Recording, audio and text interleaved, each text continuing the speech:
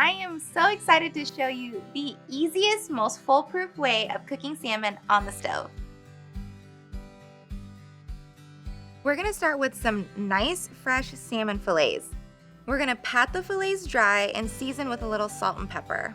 I've got a skillet over medium-high heat and I'm gonna add both olive oil and butter. Make sure to measure your thickness of your fish, because we want to cook it about 4 to 6 minutes per every ½ inch of thickness.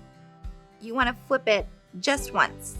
After you flip your salmon fillets, the skin should come off pretty easily.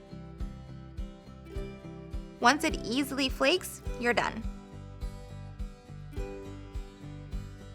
It tastes great with just a little salt, pepper, and lemon, but if you want to get crazy, throw in your favorite marinade, sauce, or seasoning blend, and you have dinner literally in under 20 minutes. Thanks for hanging out with me, and I'll see you all next time.